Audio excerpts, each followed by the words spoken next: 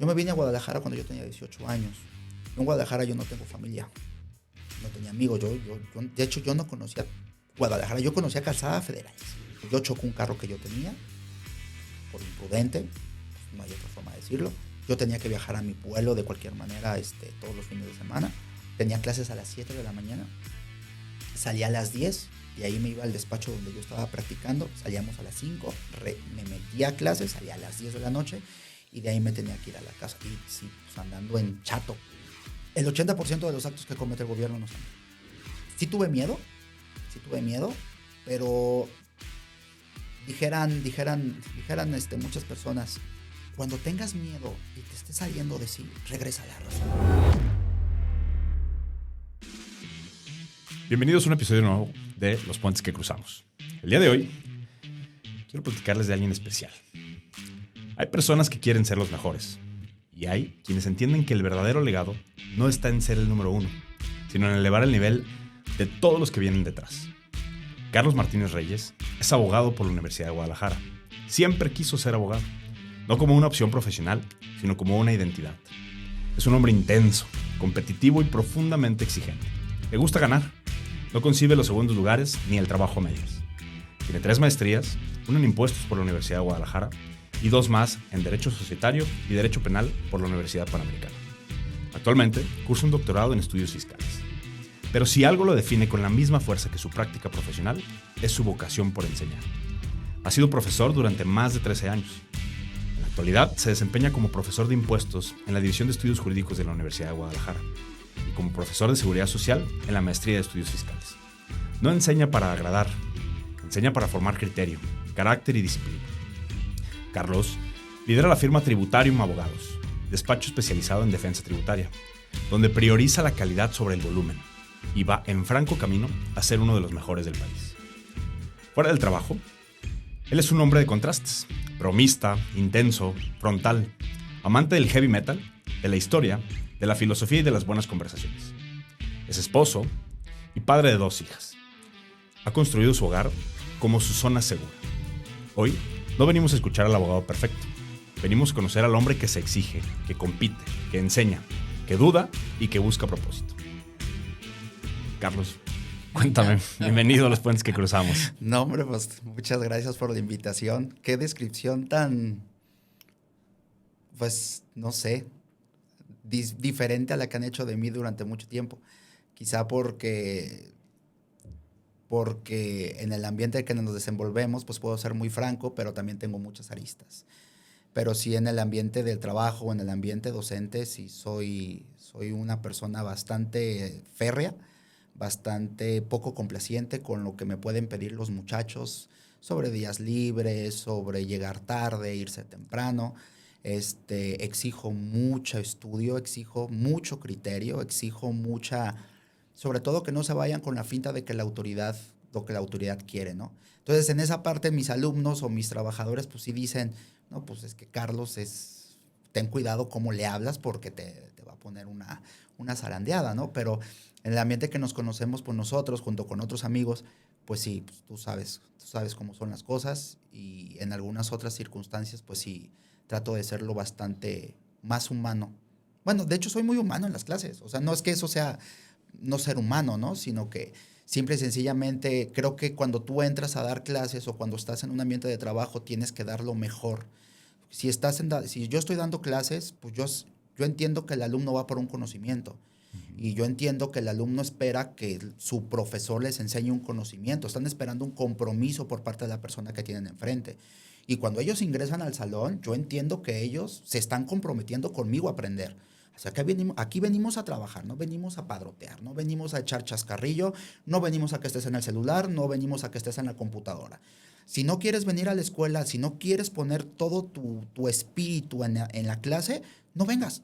No pasa nada. Se te van a quitar 2 puntos de calificación final, 1 punto de calificación final, pero es preferible a que te quedes en tu casa si no quieres ir a la escuela, a que estés en la escuela con una falta de actitud, ¿no? Y lo mismo en la oficina. Cuando un cliente llega a mi oficina, un cliente llega por una solución. No llega que yo le cree otro problema. llega con un problema, llega con un estrés, llega con una preocupación. Y si yo no hago bien mi trabajo, lejos de darle una solución a su problema, lo que yo voy a hacer es que le voy a ocasionar otro problema y le voy a ocasionar un segundo estrés y aparte me pagó y eso pues no va. Oye, Carlos, antes de avanzar, efectivamente yo considero que tú eres un hombre de muchos aristas. Tengo el privilegio de conocerte un poco más de cerca y necesito que me aclares esto. Imagina conmigo. Madrid. Clásico atlético, Real Madrid. Uh-huh. Yo entiendo que para ser uno de los mejores abogados hay que derrochar un poco de confianza, hay que ser un poco descarado.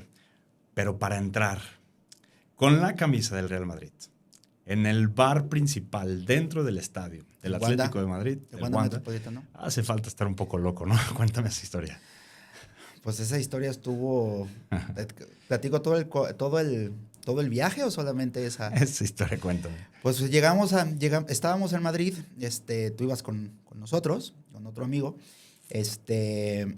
Yo fui a un compromiso de trabajo porque nosotros tenemos una alianza con un despacho en España que se llama Ideo Legal en Madrid, con los cuales hacemos planeación fiscal internacional. Entonces yo quedé de verme con ellos y ustedes se fueron al Santiago Bernabéu, compraron unas playeras. Yo les encargué una playera de Luka Modric con el número 10 que me la robaron. Siento decir que me la robaron. Yo quería muchísimo esa playera, pero bueno, me la robaron. Y entonces, pues compramos boletos para el derbi de Madrid. Va a ser en el Wanda. Pues nosotros con la ignorancia completa de cómo se vio el fútbol en otras latitudes, pues agarramos un Uber y pues nos fuimos al Wanda Metropolitano, que está en las afueras de Madrid. Y desde que íbamos caminando, cuando nos bajamos del Uber, ¿y estos tíos qué? Magic Johnson, y el otro, Modric más o menos, pero hostia. Y yo la verdad, yo pensé que había una especie de confusión y yo creí que habíamos entrado por un área incorrecta para los que le íbamos al Real Madrid porque llevamos la playera blanca nosotros. Porque había puros rojiblancos. Puros rojiblancos. Y era una parvada de rojiblancos. Era un ejército de rojiblancos. Y pues, oye, pues ya llegamos, pues tenemos sed. Ya empezó el... No, pues empiezan un rato. Sé que compraron una cerveza. Entonces vimos un barecito bonito, bien acogedor. Y entonces íbamos a entrar. Y el guardia de seguridad nos dijo, no puedes entrar. ¿Cómo que no puedo entrar? Pero voy a pagar, es que somos mexicanos. Y le explico, no puedes entrar. Si yo te dejo pasar, te van a agarrar a golpes. Porque este es un bar exclusivo para fans del Atlético de Madrid. Y tú vienes con la playera del Madrid. O sea, no se puede, no te puede, lo hago por tu seguridad. Hace eso buena onda el joven y pues ya entendimos. Fuimos a una tienda por ahí y compramos nuestras cervezas. Nosotros con la ignorancia de que se había comprado un paquete pues bastante decente que nos daba acceso de manera ilimitada al catering en el palco de honor un palco VIP del Wanda Metropolitano y pues consumimos afuera. Ya que nos pasamos, era increíble cómo estaba el estadio lleno de puras rojiblancas y solamente había un rinconcito, pero allá en la esquina, yo creo que han de haber sido 50 de Real Madrid. Y nosotros, ahí sentados. Y nosotros tres acá. Y la gente, ¿y estos qué están haciendo aquí? Madrid de mierda. Joder. Yo creo que durante los primeros 20 minutos no lo percibí. Ya a los 25 minutos sí dije, algo está mal. Y los que estamos mal somos nosotros. Porque no debemos estar aquí. Que igual se disfrutó, ¿no? Igual lo disfrutamos. Ir a provocar siempre también se disfruta un poco. Ya al final, cuando terminó el partido, pues nos quedamos a degustar en el catering, ya que nos dimos cuenta, y nos quedamos hasta que nos corrieron, literal. Nos quedamos a platicar, tomamos 2, 3 tragos, comimos. Estuvo padre. Sí, fueron los últimos en salir del estadio ese día. Fueron los últimos en salir del estadio. Excelente. Oye, Charlie, a ver. Tú me cuentas que desde que estabas en quinto de primaria, 10 años, te diste cuenta que querías ser abogado y hoy por hoy no te imaginas siendo otra cosa. Vas a morir siendo abogado. Si el Estado de Derecho cayera, te irías a otro lugar a seguir siendo abogado. ¿Cómo es que nace esa vocación por ser abogado? Dentro de mi vida de estudiante, que, híjole, yo creo que he estudiado 30 años de mi vida, solamente 10 o 7 que no he estudiado, he tenido muy buenos maestros. Uno de mis mejores maestros, si no el que mejor, se llama José Armando Correa Valdés. Fue mi profesor de tercero, de quinto y de sexto de primaria. El profesor Armando lamentablemente falleció cuando yo estaba en segundo de secundaria o en primero, la verdad no recuerdo, porque a mi profesor le encantaban dos cosas. Le encantaban tres cosas. Dar clases. Yo la verdad, la pasión que yo le vi al maestro Armando dando clases solamente se le he visto a otro profesor, que ahorita te platico de él. Pero una pasión impresionante. Y he tenido muy buenos maestros. Mi maestra de primero y segundo de primaria también una excelente profesora, una excelente maestra. Me enseñó a leer, a escribir de forma impecable. Quizá mi caligrafía está horrible, pero leo con muy buena calidad. Y mi profesor Armando también le encantaba mucho el cigarro y le encantaba mucho el café. Entonces él todos los días se fumaba una cajetilla de cigarros Raleigh, que ya ni los venden. Y se ha pasado fumando. Y era una persona joven, o sea, yo creo que cuando nos dio clase, él debe haber tenido unos 35, 36 años. ¿Y murió, sí, efectivamente, de algo relacionado al cigarro? Sí, un paro cardíaco relacionado con el cigarro y el abuso del café. Porque siempre tomaba café, pero demasiado y en ayunas. A veces no desayunaba. El maestro Armando, una persona increíblemente culta, sabía de todos los temas, sabía de historia, de geografía, de matemáticas, de español, de gramática, y dentro de lo que él conocía estaba la política. Él también era político, él era regidor, en su momento fue regidor de Mazamitla por el partido de la oposición. Entonces, el maestro Armando tenía mucho conocimiento sobre cómo se manejaba la política. Y en aquel entonces teníamos una clase de educación cívica. Sí. Nos daban nuestros libros de educación cívica. Sí. Entonces, en educación cívica, pues el respeto por las leyes, las autoridades, la estructura organizacional del Estado. Y él nos empezó a platicar de los supremos poderes. Poder legislativo, poder ejecutivo y poder judicial. Yo desde aquel entonces yo conozco cómo se estructura el Estado mexicano. Bueno, obviamente con los cambios que han venido en los últimos 20 años, pero con las bases que él me dio. Y él nos platicaba lo que hacían los legisladores, ¿no? El poder legislativo, pues, hace leyes. Como que, y entonces él nos hablaba sobre la confección de la Constitución, de que estaba confeccionada bajo principios de solidaridad social. Entonces, de solidaridad y justicia social. Entonces ellos decían, ¿quién puede ser diputado? Cualquier persona. Desde una persona que trabaja la tierra hasta un maestro, obvio quería ser diputado, hasta un maestro, un abogado, un maestro de escuela, no sé, cualquier persona podría ser diputado porque es una representación de parte del pueblo. Y él nos decía lo que era el pueblo y en qué consistía el pueblo, pero, o sea, sí me despertaba cierta curiosidad, pero no me llamaba la atención. Luego venía el tema del Poder Ejecutivo, que hacía el Poder Ejecutivo, era el presidente de la República, y nos empezaba a hablar, pero las virtudes de ser presidente de la República. No nos hablaba de políticos rateros y que son... No. Él nos hablaba de la virtud que era ser un presidente de la República. De la institución de la presidencia. De la institución de la presidencia, el gran honor que es ser presidente de la República. Nos quedamos fascinados. Todos mis compañeros nos quedamos, no, yo quiero ser presidente. Sí, y luego empezamos a hablar de la Suprema Corte de Justicia. Cuando empezamos a hablar de la Suprema Corte de Justicia y él dice, no, pues se compone por ministros, los ministros hacen esto, pues yo me quedé más fascinado todavía. Yo desde aquel entonces yo decidí, y yo le pregunté, maestro, ¿qué se necesita para ser presidente de la República y ser ministro de la Corte? Y él me respondió, pues regularmente son abogados. Tienen que estudiar la carrera de Derecho, la mayoría estudian Derecho.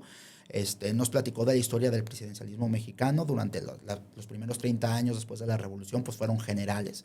Después se hizo una reforma a mitad de la década de los 50 y a partir de ahí tenemos puros presidentes civiles. Todos han sido abogados, desde Miguel Alemán Valdés para acá, creo que fue, no, Manuel Ávila Camacho. De ahí para acá todos han sido civiles, no han sido militares. De hecho, se prohíbe a los militares ser presidentes. Se les prohíbe. Y algunos economistas, o sea, todos civiles, pero algunos abogados y otros economistas. Según yo, todos han sido licenciados en Derecho. Ok. Han tenido especialidades en Salinas de Gortari, creo que sí fue economista. Y Cedillo. Tiene razón. Cedillo también, pero creo que también estudiaron Derecho. Ah, excelente. No estoy seguro. Ahorita lo revisamos. Y él nos decía, pero el presidente de la República, pues no hubo tantas cuestiones jurídicas, no ve tanta interpretación, los que ven son los ministros de la Corte. Y entonces ahí yo decidí ser abogado. Sin embargo, por ejemplo, tú cuando estás en la prepa decides ser abogado fiscal o tributario y precisamente el argumento para ello es porque quieres defender al ciudadano de la autoridad. Entonces, aquí es como un poco de contraste. Tú, de quinto de primaria, creces admirando la composición del Estado. Y para cuando llegas a la prepa, decides cuál es el ala que quieres tomar dentro del derecho para defender al ciudadano del poder del Estado. Del poder del Estado. ¿Qué ocurría en tu cabeza? Yo creo que todavía yo admiraba mucho al Estado todavía en aquellos entonces y a los funcionarios que representaban al Estado. Yo creo que los seguía admirando. Yo creo que terminé de admirarlos cuando yo cumplí 30, 31 años. Cuando yo cumplí 30, 31 años me di cuenta de que no iban a cambiar, que iban a ser los mismos políticos de diario y que solamente buscaban el dinero. Ahí se hizo más férrea mi convicción de defender a las personas. Cuando yo estuve en la primaria, pues en la prepa, pues ya ves que te dan las clases de inducción vocacional, ¿no? Sí. De educación vocacional, ¿a qué te vas a dedicar? La verdad es que nuestras clases fueron pésimas, pero tuve un maestro de economía, medio buen maestro, pero era contador. Entonces era nuestro tutor de nuestro grupo y todas las personas, él llega y nos pregunta qué van a estudiar, para qué hicieron examen de admisión a la UDG, bla, bla, bla, bla. Empiezan, no, pues yo arquitecto, yo ingeniero, pues, ¿y tú, Carlos? No, pues yo quiero ser abogado. ¿Ok? ¿Y ya tienes pensado en qué rama? La verdad, no, pero yo quisiera pelearme contra el gobierno porque el gobierno luego hace cosas que no están bien. ¿Eras consciente desde esa edad de esta facultad de imperio del gobierno sobre los ciudadanos? No tanto como lo soy ahorita, digo, es lógico y obvio, pero sí en cierta medida sí lo era. De acuerdo. En cierta medida sí lo era, de cómo modificaban las cosas, cómo modificaban las leyes. En aquellos entonces no teníamos tanto acceso a tanta información y de manera tan rápida como hasta ahorita. Tú puedes saber en cómo están los debates en San Lázaro, lo puedes saber en tiempo real, más si lo transmiten lo puedes ver. En aquellos entonces, pues no, todavía las revistas, los periódicos, pues eran los medios masivos de comunicación. Entonces la información era un poquito más complicado de que pudiera llegar, pero sí nos dábamos cuenta de muchas cosas. Bueno, yo me daba cuenta de muchas cosas. Y entonces es algo que siempre damos por sentado. El gobierno siempre está correcto, siempre está bien. Te pregunto, ¿el gobierno comete actos ilegales? Muchísimos. Yo pienso que el 80% de los actos que comete el gobierno no están bien. No están bien, muchos se emiten por incompetencia de los funcionarios, otros tantos se emiten por una voluntad desleal por parte de los funcionarios, por querer perjudicar al contribuyente, otros tantos se emiten, o al gobernado, otros tantos se emiten porque tienen que llegar a la meta, porque son funcionarios, tienen que entregar números como cualquier empleado. A como dé lugar. A como dé lugar tienen que entregar los números.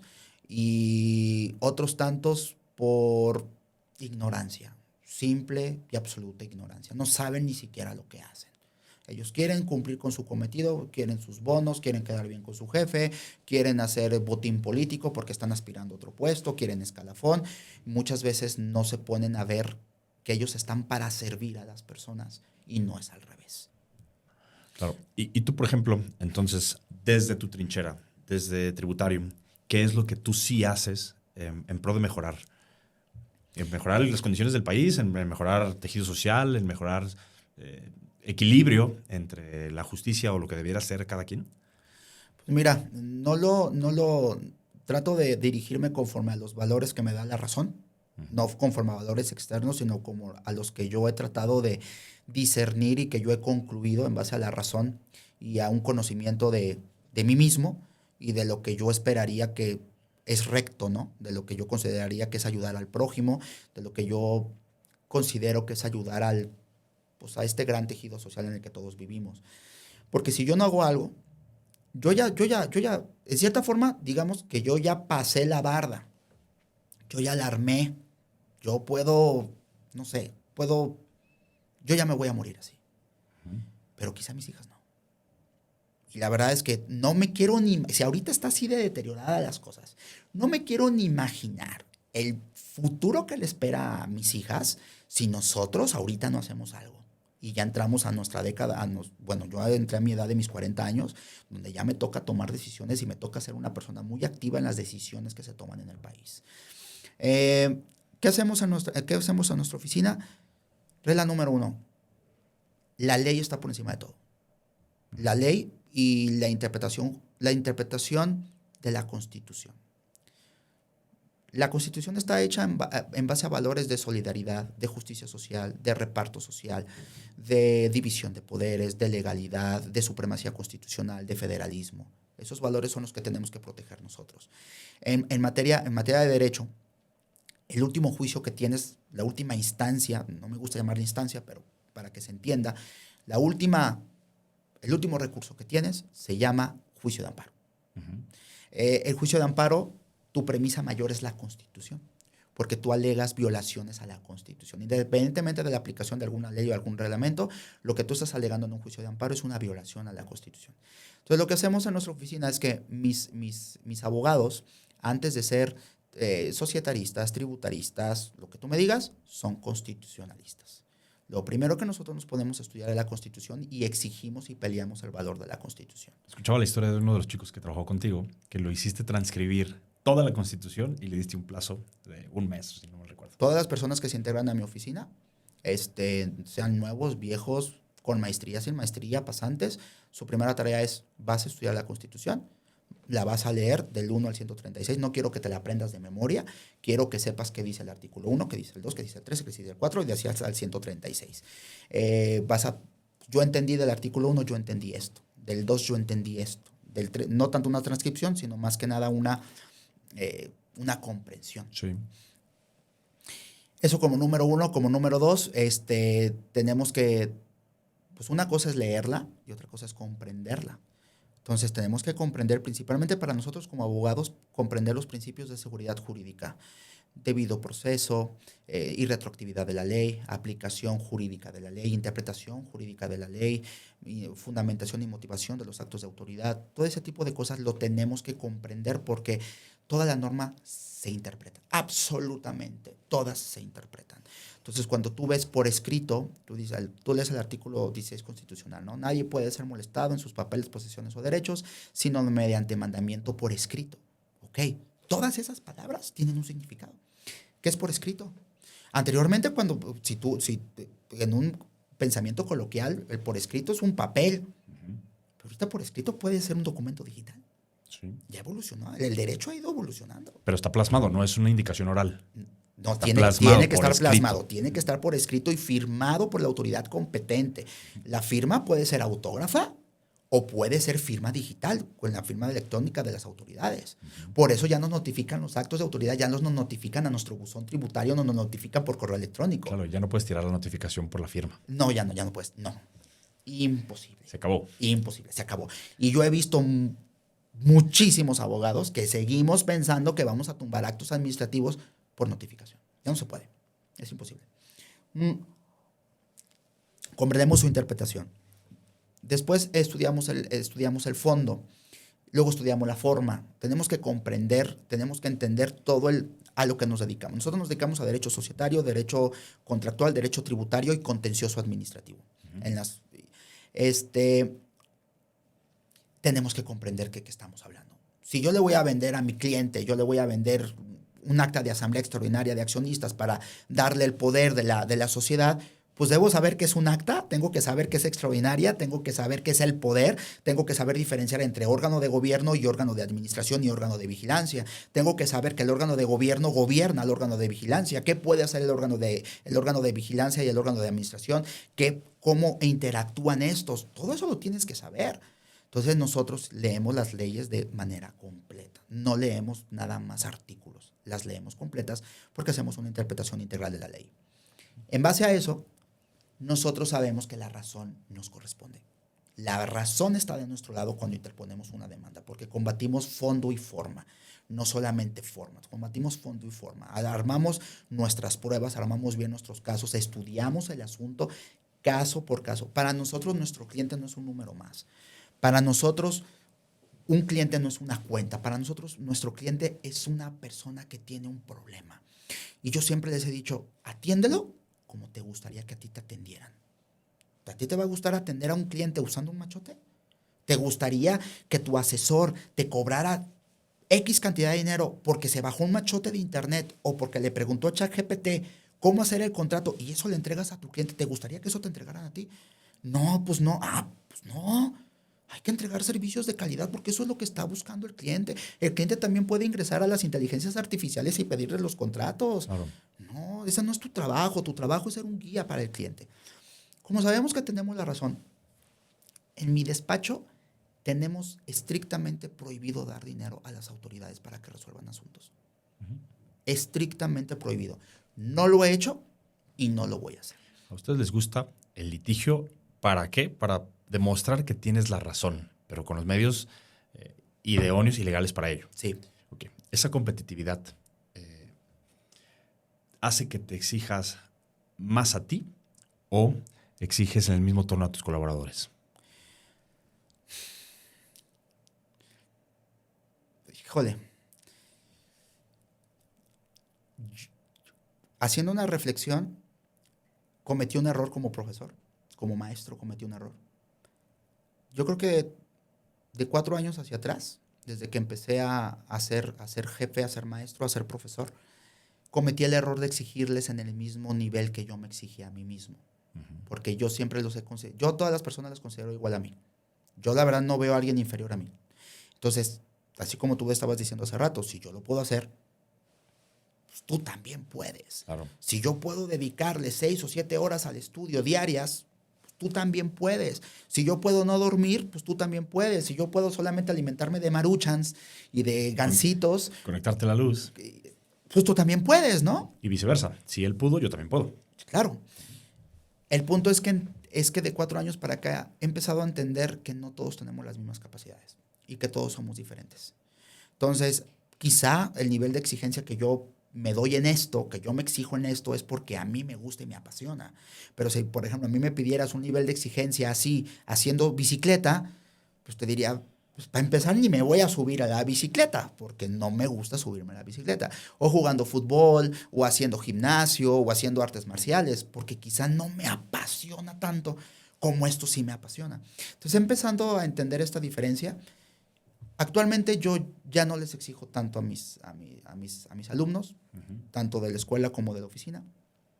Sí les pido un mínimo, hay un límite inferior. De aquí para acá no te puedes bajar. De aquí para arriba. Un estándar de calidad. Un estándar de calidad. Ese estándar de calidad me lo tienes que cumplir. Ya si tú no quieres estudiar, si te quieres ir, sales a las 5:30 de la tarde, si a las 5:30 te quieres ir, pues vete. La verdad es que es muy tu decisión. Ya he tratado más de concientizar que de imponer. Y trato de concientizarles. Te pido que te pongas a estudiar, porque esto es para ti. Te lo digo con mucho respeto. Lo que yo te pido que te pongas a estudiar, eso yo ya lo sé. Y te puedo hacer un tratado de eso y puedo hacer dominadas y también estarte recitando algo acerca de esa idea. Con mucho respeto te digo, tú no. Tú estás aprendiendo. Este conocimiento es para ti, no es para mí. Yo te puedo mandar los machotes para que tú nada más los llenes. Y podemos hacer más eficiente el trabajo. Podemos sacar contratos en 3 horas. ¿Para qué? Si no me entendiste que es una obligación.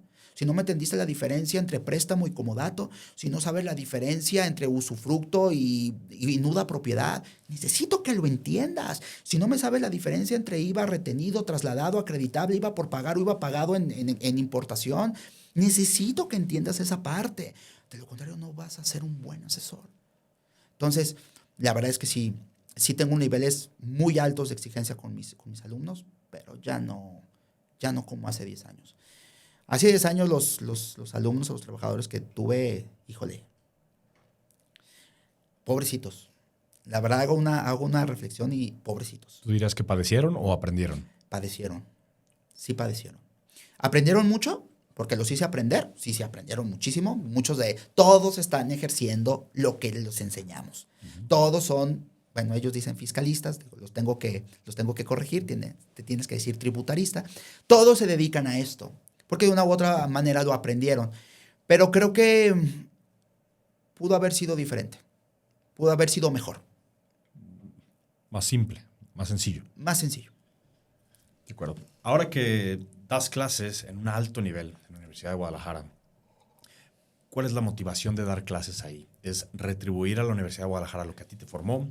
¿Es el compromiso de compartir conocimiento con los demás? ¿Es la forma de dejar un legado? ¿Qué es la motivación? Pues fíjate que dentro de las motivaciones que tengo, las 3 que dijiste aplican. La verdad sí es retribuir, Universidad de Guadalajara.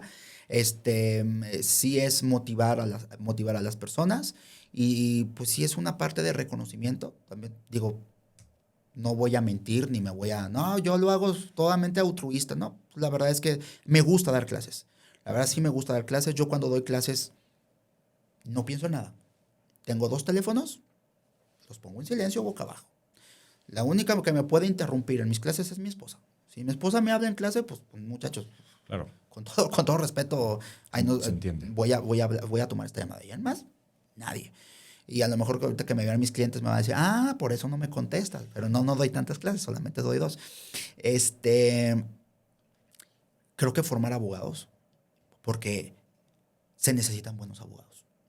Buenos abogados. Tratar de formar a la gente. Y yo en mis clases suelo no solamente dar formación científica, porque el derecho es una ciencia, es una ciencia, aunque usted no lo crea.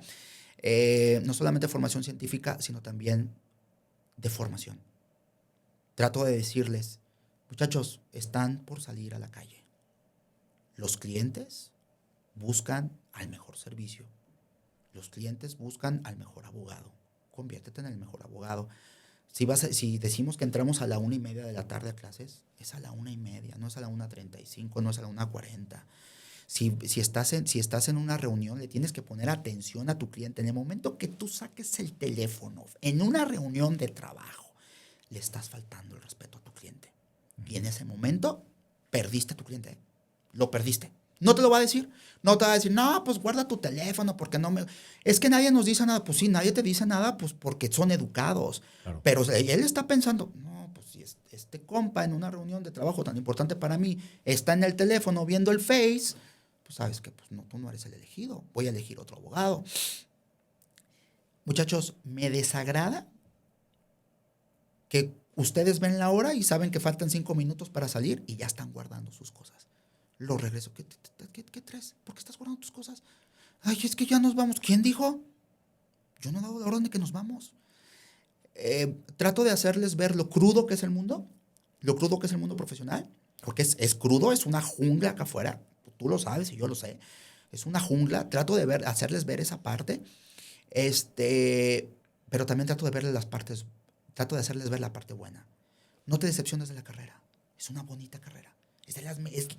Para mí es la mejor carrera que existe. Para mí. A lo mejor si le preguntas a un médico, pues te va a decir, pues no. O el arquitecto, ¿no? Es que todo mundo cree que somos unos rateros, es que todo mundo nos tiene de mentirosos, de falsificadores, de fraudulentos. Esos son los malos abogados. Justo es lo que te iba a preguntar. A la hora que tú dices de formar, no nada más abogados, sino de formar, un proceso de formación en el carácter, en la persona. Tú estás formando personas, digámoslo, decentes o que aporten algo más allá afuera. Es decir, cambiar ese tejido social. Cambiar ese tejido social. Cambiar ese tejido social de conviértete en un abogado digno de respeto, digno de admiración. Yo sigo mucho la imagen de un abogado ya fallecido, que para mí creo que es de los 3 mejores abogados que ha tenido este país. Que se llama Ignacio Burgoa. Ignacio Burgoa tiene muchas obras. Él tenía 27 años y escribió un libro que se llama El Juicio de Amparo. Uh-huh. Juicio de amparo conforme a la anterior ley de 1943, que escribió en 1943 o 44. El señor tenía 27 años. Yo a mis 27 años no sabía qué hacer de mi vida y él ya había escrito un tratado de juicio de amparo que seguimos aplicando el día de hoy. Sigue siendo el texto de referencia y no obstante que nos cambiaron las reglas en el juicio de amparo, seguimos leyendo a este señor. Tiene muchas obras, es un gran jurista. Pero tiene un libro muy pequeñito que escribió, yo creo que ya en los últimos días de su vida, que se llama El jurista y el simulador del derecho. Y yo creo que lo escribió en los últimos días de su vida porque Burgoa no quería meterse, era una persona tan influyente y tan relacionada que no se quería meter en problemas con otras personas. Pero ahí describió, el jurista es esto. No te vayas con el simulador del derecho, ¿qué es esto otro? Y el simulador del derecho pues es la persona que viste ropa de marca, pero que no sabe nada de ley. Una pausa aquí. El jurista es una cosa, de fondo. Y el simulador de derecho también es abogado, también ejerce con título de abogado. Formalmente también fue a la escuela de abogado, sí. Pero no es que actúe como tal o como un abogado recto. Materialmente no es abogado. Todas las cosas tienen un sentido formal y material. absolutamente todas. Por ejemplo, esto es una taza. Sí. Pero si yo la taza la uso de pisapapeles, pues formalmente es una taza, pero materialmente es un pisapapeles. Sí. Lo mismo sucede con los abogados. Formalmente puedo tener mi título de derecho, pero quizá materialmente no soy abogado. No sé si me explique. Sí. De hecho, en materia penal, los derechos de las víctimas están previstos en el artículo 18 de la Constitución. Uno de los derechos de la víctima es ser asistido por un defensor, defendido y asistido por un defensor. Entonces, tienes que interpretar eso, pues, tienes que tener un defensor. Entonces, las audiencias, a partir de la reforma penal que entró en vigor en la mayoría de la República en el 2018, nuevo sistema penal acusatorio, son verbales. O sea, ya no nada por escrito y, oye, pues tú escríbele y aquí me agarro un pedacito de esta jurisprudencia y se la pego. No, ahí estás frente al juez y argumentas frente al juez. Su señoría, aquí no se da la responsabilidad de mi cliente por esto, pero la fiscalía está equivocada por esto. Y entonces, cuando llevas a un abogado que no es abogado a ese tipo de audiencias, su señoría, ¿cuál dijo que ese es el problema?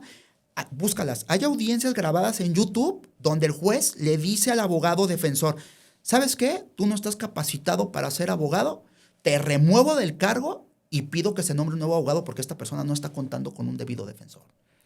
Ha habido asuntos que se han concluido en materia penal acusatoria y que los abogados que toman el asunto en apelación o en amparo argumentan la falta de una defensa efectiva porque el abogado que tuvo... Lo dejó en estado de indefensión. Lo dejó en estado de indefensión. Entonces, yo estoy segurísimo de que hay una gran diferencia entre tener solamente el título y realmente ejercer tu carrera de derecho.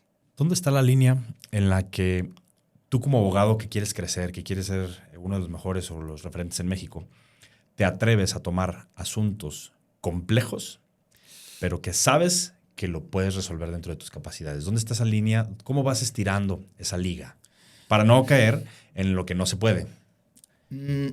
¿Te acuerdas cuando hablamos de que antes de ser laboralistas, tributaristas, civilistas, somos constitucionalistas? Sí. Porque la Constitución contiene las bases de todo el derecho. O sea, contiene los principios básicos de cada rama del derecho. Muchas las tiene de manera expresa, otras las tiene de manera implícita. En materia penal es muy fácil identificarlas. Vienen los artículos 18, 19, 20 y 21 de la Constitución. Ahí están, principios en materia penal. En materia administrativa en materia tributaria y administrativa son un poco más difíciles porque tienes que meterte interpretación. De hecho, en materia tributaria es súper complicado porque en materia tributaria solamente tenemos 2 párrafos de reglamentación constitucional. Algo tan importante para el Estado como es la recaudación de impuestos. De ahí vive el Estado. De ahí vive el Estado. Tiene dos renglones, no 2 párrafos. 2 renglones. Artículo 31, primer párrafo, fracción cuarta. Es toda la reglamentación que hay de los principios. Tú te vas a la Constitución brasileña, te hallas un capítulo de principios de tributación en la Constitución. Te vas a España, te vas a Alemania, te vas a Inglaterra y tienes lo mismo. De hecho, ese es mi tema de tesis en el doctorado. Pero también yo entiendo que de la Constitución se derivará, aunque sean 2 párrafos, y después habrá leyes reglamentarias al respecto, ¿sí? Y está el Código Fiscal, etcétera, etcétera. Pero se derivan de ahí.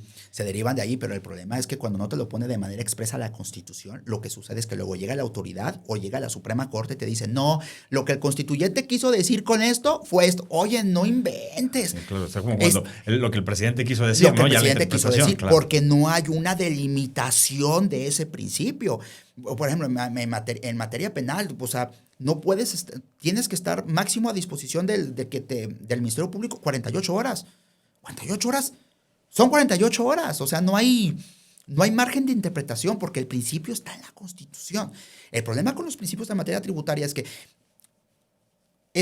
son obligaciones de los mexicanos. Fracción cuarta, contribuir de la manera proporcional y equitativa para los gastos ya sea de la federación, entidad federativa, distrito, Ciudad de México o municipio en el que se resida de la manera proporcional y equitativa que señalen las leyes. Eso es todo lo que hay. ¿Qué es proporcionalidad? Es que es acorde a qué. Exactamente. Supongo que al ingreso. Sí, pero también conforme al pensamiento político imperante en el sistema jurídico, porque el sistema jurídico obedece a cuestiones políticas. Siempre lo ha hecho, no solamente con la reforma de que es que quitaron a un eficiente poder judicial de la Federación. Yo tengo mi propia opinión, yo digo que no. Y siempre el Poder Judicial de la Federación, por lo menos la Suprema Corte de Justicia, ha obedecido al poder en turno. por lo menos lleva esa línea de pensamiento. Entonces, en 10 años piensa que proporcionalidad es una cosa, pero en 10 años piensa que es otra, y en 10 años, no, es que lo que el legislador quiso decir, otra vez. Uh-huh. Ese tipo de margen tan amplio de interpretación que hay ha permitido una proliferación de violaciones a los contribuyentes de manera impresionante. Que tú seas un emisor de comprobantes fiscales que amparan operaciones inexistentes y que se publique tu nombre en el diario oficial de la Federación. O sea, todavía no han resuelto si eres o no eres. Eres presunto y te pongo en el diario oficial de la Federación.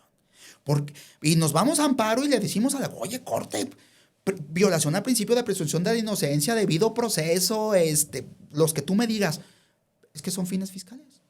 Y pues es más importante la tributación que tus derechos. Básicamente te dicen eso. Okay.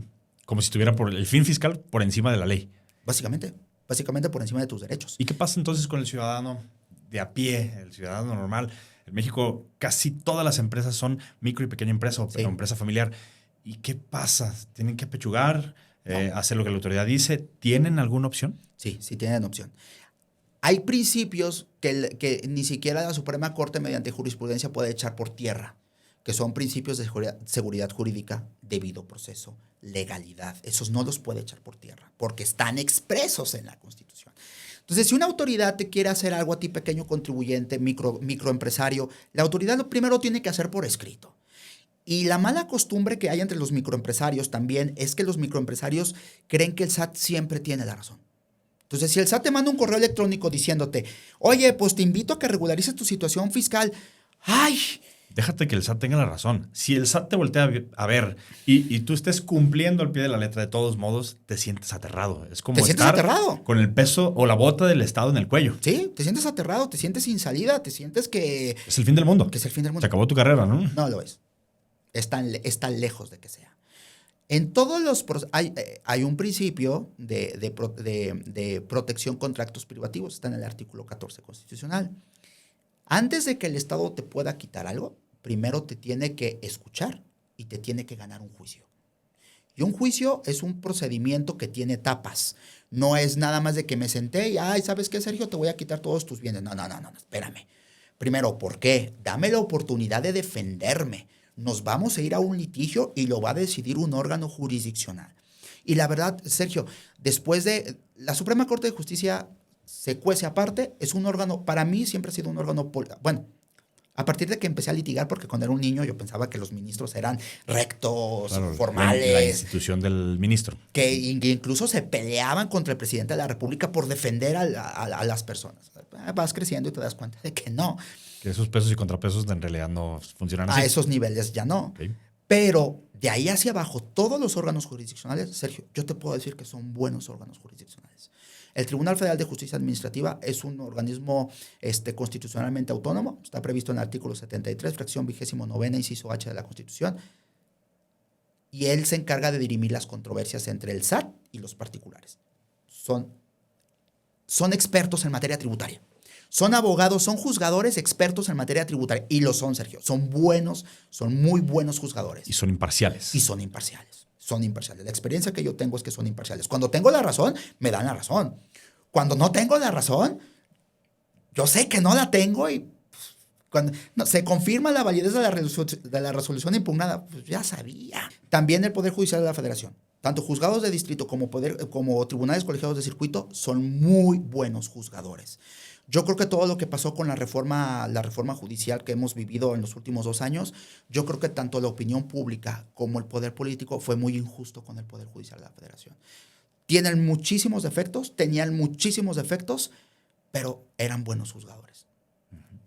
Y ahora tenemos un sistema que tiene algunas posiciones de no buenos juzgadores. Ahora tiene algunos, no todos. Hay personas que fueron electas por el voto que son buenos abogados. No son buenos juzgadores porque como en todo trabajo, pues te tienes que meter a un método de trabajo. O sea, si a mí me mandas ahorita a un juzgado de distrito, no sé ni por dónde empezar. Sé el fondo y sé el juicio de amparo y todo lo que tú me digas, pero no sé cómo hacer un acuerdo de admisión, no sé quién lo notifica. La forma estoy perdido. ¿Y tú crees que dentro de esta reforma y estos nuevos elementos que existen en el Poder Judicial, hay elementos incompetentes o elementos que no son imparciales? Yo creo que hay elementos incompetentes. Yo no creo que haya elementos que no son parciales. No hay elementos que vengan con línea. No. Yo la verdad, no. Yo me atrevo a decir y me atrevo a meter las manos al fuego por los juzgadores de que la verdad es que no. Yo la verdad te lo repito, han sido tratados de manera muy injusta, tienen sus defectos, a veces son muy lentos, otras veces son muy lentos, otras veces son ignorantes o son incompetentes, pero no creo que sean malintencionados, Sergio. La verdad yo no lo creo. Aquí tengo dos dudas, no quiero dejarlas pasar nada más para acabar con este punto. ¿Y qué pasa si a mí, suponte que un asunto mío, algo que me afecta a mí, cayera en uno de estos juzgados donde hay un elemento incompetente? ¿Tengo una segunda instancia como para corregir el barco? Siempre. Siempre hay una segunda instancia. Siempre hay una instancia. De hecho, México el 10 de junio del 2011 modificó su constitución. En mi opinión, estoy hablando de una nueva constitución. Cambió completamente cómo se interpreta la constitución. Todo esto de derechos humanos se puso muy de moda porque modificaron la Constitución. Anteriormente la Constitución hablaba de protección de garantías constitucionales. A partir de junio del 2011 habla de protección de derechos humanos, tanto los previstos en la Constitución como los previstos en tratados internacionales. Entonces, eso abre la posibilidad de la protección interamericana de derechos humanos. ¿Por qué? Porque México tiene celebrados convenios internacionales de derechos humanos con muchísimas personas, con muchísimos países. Entonces, cuando ya perdimos en derecho interno, perdimos todas las instancias, pero ese acto de autoridad es una violación a tus derechos humanos. México tiene un tratado internacional, la Convención de Derechos Humanos o Pacto de San José, de proteger los derechos humanos en su territorio. Cuando falla el sistema mexicano, puedes acceder al sistema interamericano de protección de derechos humanos. Entonces, aún perdiendo todas las instancias nacionales, todavía tienes otra, que es el Sistema Interamericano de Protección de Derechos Humanos. De acuerdo. Y regresando un poquito a lo que decías de que son efectivamente eficientes, valga la redundancia, los juzgadores. Y cuando tienes la razón, te la dan. Y cuando no la tienes, no te la han dado. Ahí quiero preguntarte una cosa. Una cosa es que moralmente sepas que tienes la razón y jurídicamente puedas argumentar tu punto. Y otra cosa es que digas, híjole, moralmente sí debí haber pagado la contribución o moralmente sí hice algunas cosas que no estuvieron del todo correcto apegado a la ley, pero jurídicamente mi abogado logra argumentar que la opinión o la interpretación jurídica me favorece. Eso es una manipulación del sistema. Yo no lo veo como una manipulación del sistema, yo lo veo como que estás cumpliendo con tu trabajo. El trabajo del abogado no es juzgar moralmente los actos de las personas, no es hacer un juicio de valor. El trabajo del abogado es preservar el Estado de Derecho. Y preservar el Estado de Derecho implica que se respeten las normas y que se respeten los principios sobre los cuales está construido el Estado de Derecho. Si a mí me preguntas que tú pagues el 35% de impuestos sobre la renta. Es un robo. Que pagues 16% de IVA. Que pagues el 10% de PTU, que pagues el 10%, que pagues un tanto por ciento más de contribuciones de seguridad social y que pagues contribuciones estatales y municipales, fácilmente se te diluye el 70% de tu ingreso. Yo te podría decir que es un robo de primera mano porque no lo tengo en servicios públicos. No lo tengo en salud, no lo tengo en seguridad pública, no lo tengo en educación, etcétera, etcétera, ¿sí? Sin embargo, ¿bajo qué escala o en qué calidad soy yo para decir, como no lo tengo en seguridad, como no lo tengo en tal, pues no voy a pagar? Es como el vecino el que no paga la cuota de condominio simplemente porque está molesto con la administración o cualquier cosa. Y ese se sienta y entonces todos los demás tenemos que cargar la parte de ese que se sentó. Tengo dos profesores del doctorado, uno que se llama Marco Antonio Daza y el otro se llama José Antonio Sánchez Sierra. Son muy buenos fiscalistas los dos. Y ellos han escrito mucho sobre ética tributaria. Y ellos básicamente sostienen lo que tú estás diciendo. ¿Quién eres tú para decir que como no tengo servicios públicos, pues no pago contribuciones? Entonces, básicamente ellos dicen, no, tienes que pagar contribuciones. Ya, si el Estado lo gasta bien o no lo gasta bien o se lo roba, eso ya escapa de la aplicación del derecho tributario. O si por los medios democráticos tú cambias de Estado o de aparato de Estado, pues entonces le exigirás más. Le exigirás más o le exigirás un cumplimiento. Pero si nosotros como abogados, Sergio, no combatimos esta percepción de injusticia que perciben los contribuyentes al pagar tantas contribuciones, lo que va a pasar es que vamos a irnos al siguiente nivel de inconformidad. El primer nivel de inconformidad social, porque el poder reside originalmente en el pueblo. Cuando nuestro expresidente decía, es que el pueblo y el pueblo y el pueblo, que mucha gente lo tacha de tonto o lo tacha de populista o de populachero, pues yo creo que los que están tontos son ellos, porque el concepto de pueblo está previsto en el artículo 26 de la Constitución. Uh-huh. Ahí está, en el 36, 39, 40 y 41.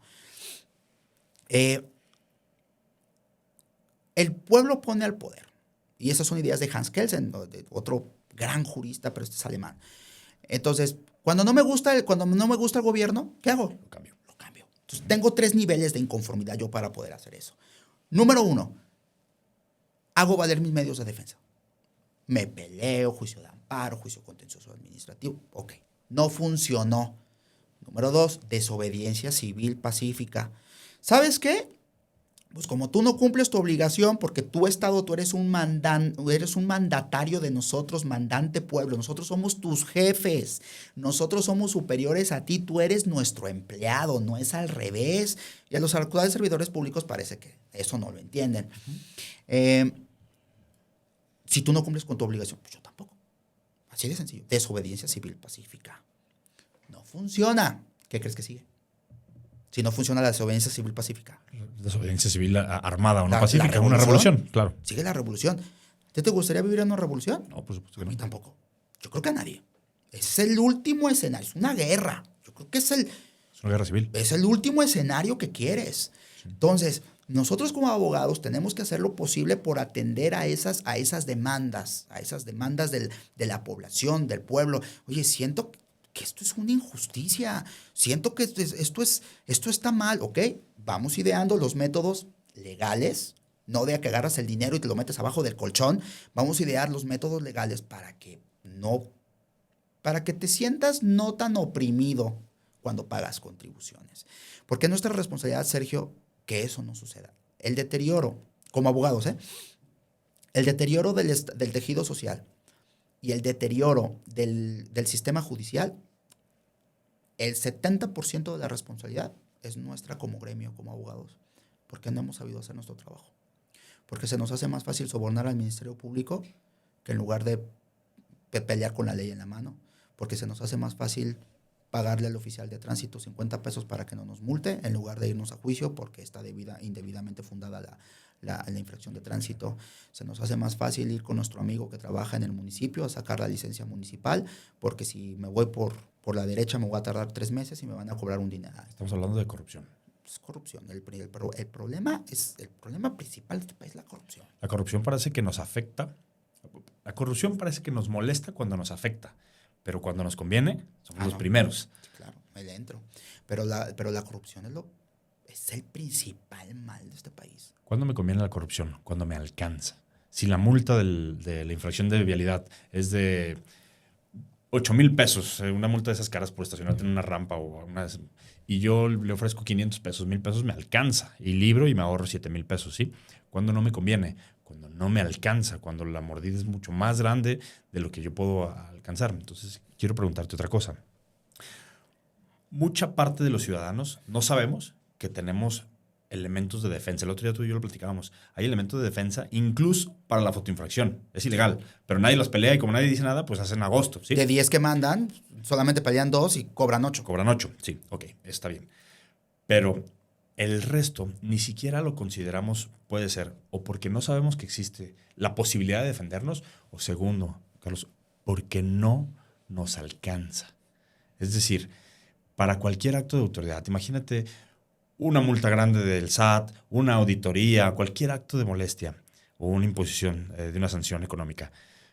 El simplemente hecho de tener que ir a un tribunal, tener que defenderme, tener que garantizar con un bien, etcétera, etcétera, está lejos del alcance del poder adquisitivo de mucha parte de la población. Los abogados son caros, los procedimientos son caros. Enfrentar una garantía es costoso y probablemente ni siquiera lo tengo. Entonces, eso también me deja en un estado de indefensión. Hay abogados de oficio. Hay abogados que se supone que te defienden y no te cobran. El Estado está obligado a proporcionarlos. En materia tributaria se conoce como Procuraduría de la Defensa del Prodecon. Contribuyente, la Prodecon. Sí. La Prodecon es un órgano descentralizado del Poder Ejecutivo que se encarga de proteger a los contribuyentes, pero si me invitas otro día y te doy mis opiniones sobre ese tipo de instituciones, que la verdad yo creo que son unos cobradores del SAT, así te la pongo, pero dentro de su organización tienen abogados de oficio. Entonces, si un contribuyente que gana menos de 500 mil pesos al año, y dice, oye, me llegó una multa de 50 mil pesos y si voy con el abogado me va a cobrar 10 y la neta no los tengo, ellos tienen la obligación de defenderte.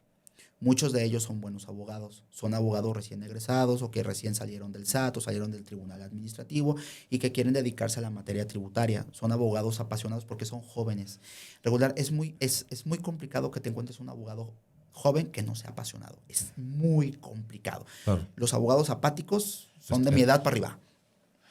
Okay. Son de mi edad para arriba. Entonces, cuando son jóvenes, pues quieres ganar no por el dinero, quieres ganar no por tener la razón, quieres ganar por que te hace sentir abogado. Tienes hambre de ser. Tienes hambre de ser. De lo contrario, estás equivocado de carrera. Y si no estás equivocado de carrera. Entonces, yo creo que la gente que no tiene para pagar a un abogado y siempre y cuando no tenga ingresos de 10 millones de pesos, puede acudir a la Prodecon y le van a otorgar un abogado, le van a otorgar asesoría gratuita.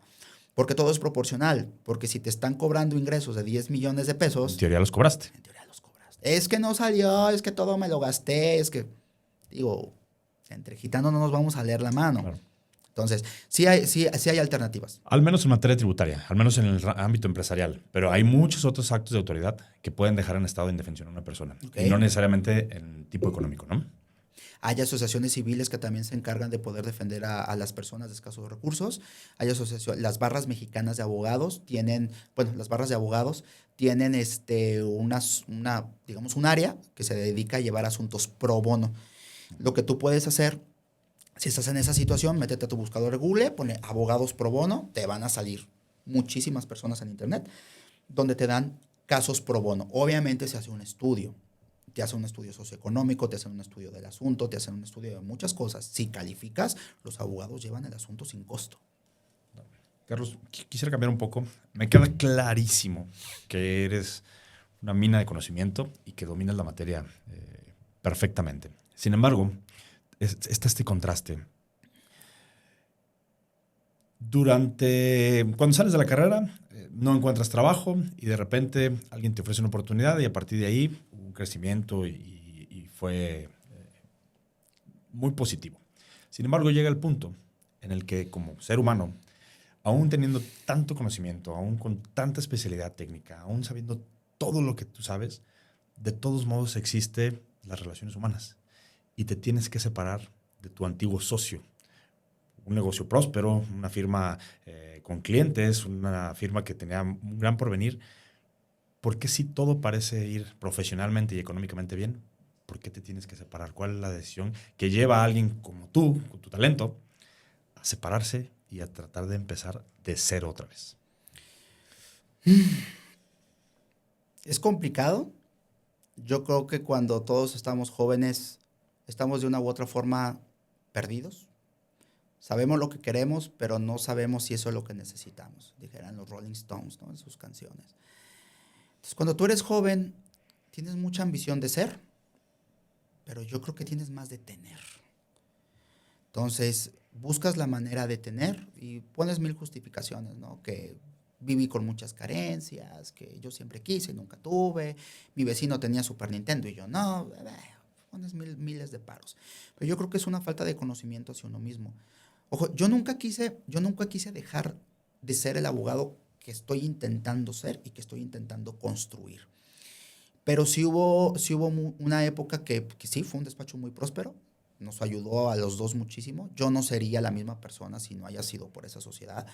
Estoy agradecido, tengo agradecimiento solamente para esta conexión de trabajo, para esta inercia de trabajo. Trabajamos muy bien. Hubo mucho tiempo, duramos 12 años siendo socios y yo creo que gran parte de esa sociedad tan larga fue porque nos llevábamos muy bien. Éramos muy buenos amigos, éramos excelentes amigos. Éramos confidentes, había apoyo de su parte hacia mí, de mi parte hacia él. Hubo esta convergencia de objetivos, de queremos ser, pero también tener. Queremos las dos. Queremos las dos. Y tú haz tu parte y yo hago mi parte. Yo desde mi parte del estudio, te digo que el carácter de hace 10 años pues era un poco más complicado, pero bueno. Él desde una parte comercial, de una parte administrativa, y lo llevamos a un muy buen puerto. Se hizo buena sinergia. Se hizo muy buena sinergia. La verdad es que éramos un equipo imparable. En reuniones de trabajo, él con su parte y yo con la mía, híjole, no había quien nos pudiera detener. Así, o sea, no quiero exagerar, pero la verdad es que sí era así. Vas creciendo. No es lo mismo tener 26 a tener 36. Van cambiando las cosas, van cambiando tus perspectivas, va cambiando tu forma de ver la vida. Vas creciendo. A mí me llegó mi hija. Mi hija para mí fue un cambio abismal entre una persona y otra. Para mí mi hija fue el despertar de mi hombre interior de que tengo que ser líder, de que tengo que encargarme de las cosas. Ya no puedo estar recargado en nadie más, ni en mi papá, ni en mis socios, ni en mis amigos, ni en nadie. Tengo que hacerlo yo. Mi hija fue una gran lección para mí de papá, se puede ser buen ser humano sin elevar la voz. Se puede ser un buen ser humano sin ser agresivo. Se puede ser un buen ser humano sin ser tóxico. Para mí mi hija fue un parámetro abrumador de cambio. Entonces, llegó un momento en que, pues, obviamente por tanto tiempo la relación se empezó a desgastar, pero él también cambió sus objetivos y yo cambié los míos. Entonces, en ese de ser y de tener, cambió en proporción tanto de él como para mí. Entonces empezamos a invertirlas, empezaron a cambiar, nuestros objetivos empezaron a cambiar. Sí teníamos discusiones de forma, es que tú dijiste blanco y yo dije negro, es que tal empleado hizo esto y a mí no me obedeció, pero creo que eran cosas que al final de cuentas las podías arreglar. Y es el argot normal de tener una empresa y tener socios. Sí. O sea, eso al final de cuentas, digo, te sentabas en una noche de copas y arreglabas los problemas y no pasaba nada, ¿no? Pero hubo cosas que yo creo que ya no se podían hacer, ya no podías meter reversa. Y yo sí quería ser más ser que tener. Y yo creo que ahí estuvo la diferencia. Ahí estuvo la diferencia con mi anterior socio. No digo que él no quiera ser, pero yo creo que yo quiero ser más. Quizá cuando tomé la decisión de separarme, sí lo vi desde un punto de vista egoísta. De yo. Sí. Actualmente ya no veo un yo, ya veo un nosotros. Yo, la verdad, no voy a usar esto en mi contra. Yo, la verdad, veo a las personas que trabajan conmigo, los veo como que van a estar conmigo mucho tiempo. ¿Verdad? Los veo como mi equipo y los veo con las personas con las que puedo crecer, con las que puedo hacer incluso una sociedad. Cuando empiezan estas diferencias y tú te separas, eso costó y eso dolió, un proceso de transformación. Te vas y prácticamente empiezas de cero. Me comentaste, hubo meses en los que no sabía ni la renta. Para la renta, ¿no? Este proceso de reconstruirse en aras del objetivo que tú ves más largo, ¿siempre supiste que lo ibas a lograr? ¿Siempre supiste qué querías llegar a tener o hubo dudas en el camino? No, siempre he sido muy determinado. Una de las cosas que yo hablo con mis muchachos es tener claridad de lo que quieres. Porque cuando tienes claridad de lo que quieres, a un corto, mediano y largo plazo, tienes determinación para hacer las cosas. Si no tienes plan, andas navegando en un mar de incertidumbre, te lleva la corriente, te lleva el viento, estás padeciendo de sed. Pero cuando tú yo estoy en esta isla y yo quiero ir a la isla que está enfrente porque allá los cocos saben a vainilla. Yo no me quiero quedar aquí porque aquí no hay cocos. Agarras tu botecito y le remas. Vas derecho para allá. Oye, acá hay otra isla donde los cocos saben a chocolate. Acá está otra donde... No. ¿Tú quieres vainilla? Yo quiero vainilla. Yo voy para allá. Está lejos. Está arduo, tengo que remar, me jala y a veces la corriente te lleva, pero tienes que regresar. Entonces, cuando yo me separo de esta firma que fue muy valiosa, fue muy enriquecedora para mí y vuelvo a insistir. Parte de tu historia. Es parte de mi historia y no tengo más que agradecimiento para eso. Sí tuve miedo, pero dijeran muchas personas, cuando tengas miedo y te esté saliendo de sí, regresa a la razón. Razona las cosas. Con tu espíritu y con tu mente.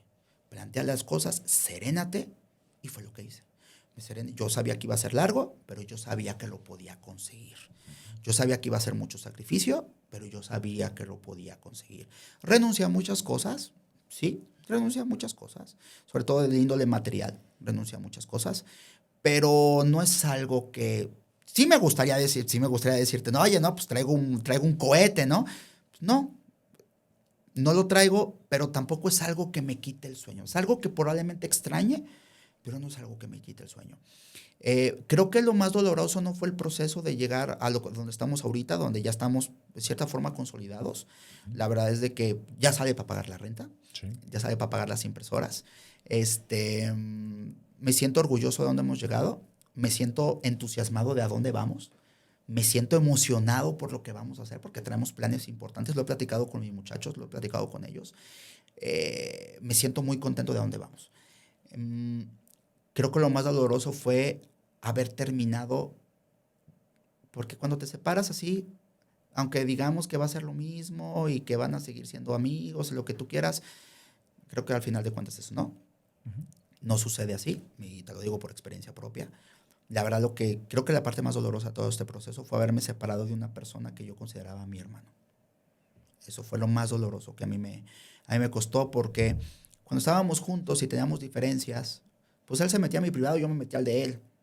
Oye, pues es que, es que tú, y terminabas.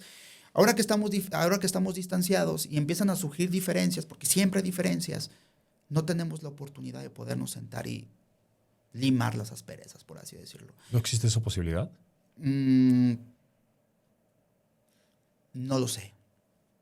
La verdad no lo sé. No estoy renuente a eso, pero la verdad es que no lo sé. La verdad es que no lo sé. Pues no, yo creo que sí existe la posibilidad. De mi parte sí. De tu parte existe la posibilidad. De mi parte posibilidad. sí existe la posibilidad. Te felicito por reconocerlo. Carlos, dices que vas cambiando los objetivos conforme va cambiando también la edad de uno. Obviamente las necesidades y el contexto social nunca es el mismo, ¿sí? A los 20 y tantos, pues no había hijos. A tus 10 y tantos. A tus 10 y tantos, etcétera, etcétera, ¿no? Hoy estás en los 40 y yo podría pensar que cuando estés en los 50 y si los objetivos no son los mismos, pues es muy fácil como dar un giro de timón, porque ahora eres tú y tu equipo, pero tu equipo depende de la dirección que tú pongas, ¿sí? Claro. Las sociedades, dirías, ¿son buenas? ¿Son positivas? ¿O prefieres ser yo y de aquí la estructura es vertical?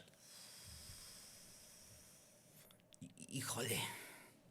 Si hago una balanza entre las cosas buenas y las malas de estar solo o ser equipo, yo creo que es mejor estar solo. Yo creo que al final de cuentas es mejor estar solo en una sociedad. Si vas a hacer equipo de trabajo, si vas a hacer, no sé, asociaciones o somos parte del mismo grupo y cosas por el estilo, pues sí funciona, porque tienes muy claras las reglas del juego. Uh-huh. Pero cuando te metes con una persona abajo del mismo techo a convivir todos los días, con una persona que la ves más que a tu esposa, más que a tu familia, y tienes que acordar y tienes que ceder tus pretensiones, tus miedos, tus deseos, todo, lo tienes que ceder en afán de llevar bien la sociedad, es terriblemente desgastante. Los primeros años, sí, pues, son miel sobre hojuelas. Tú te adaptas, la otra parte se adapta, pues, no pasa nada. Pero al mediano plazo es donde empiezan a surgir las diferencias. Esas diferencias surgen porque el pensamiento es, siento que yo hago más y no recibo lo mismo. Siempre. Siento que te tengo que estar convenciendo del 50 y 50 y para que alguien decante el 51 hay una negociación. Siempre el tema siempre es el yo hago más o el yo gano menos. Siempre es ese tema, siempre es el tema del material, ese tema material del dinero, incluso con mis clientes. cuando tenemos broncas societarias, siempre es que cuando hicimos la sociedad, los dos trabajábamos, pero ahora él ya no viene y nomás viene a cobrar y pues yo estoy administrando y pues ya no quiero. A ver, dame tus estatutos. No, pues es que aquí dice que van 50-50, ¿cómo? Pero es que él tiene que aportar trabajo. No hay ninguna sociedad que obligue a los socios a aportar trabajo. La única sociedad que obliga a los socios a aportar trabajo, bueno, son dos. La sociedad de nombre colectivo que nadie usa y la sociedad cooperativa. Son las únicas dos que te permiten exigir a los socios que aporten trabajo. Todas las demás, ninguna, ¿eh? De hecho, te lo prohíben. Hay disposiciones expresas en la ley donde te dicen no le puedes exigir a los socios trabajo ni a los accionistas. Ellos aportaron dinero, se pone a trabajar la lana. Si tú como accionista, tú administras, cobra un sueldo adicional. O contrata a un administrador que no sea ninguno de los dos socios. Uh-huh. Pero siempre es esa la bronca. Yo cuando estoy con mis clientes siempre les digo, por favor, platíquenme cómo va a ser la sociedad. No, pues caminando de la mano, en el parque. Todo ok, bien. Todo perfecto. ¿Qué pasa si se pelean? No, es que eso no va a pasar. Ojalá y no. Y si sí, necesito que lo prevean en sus estatutos.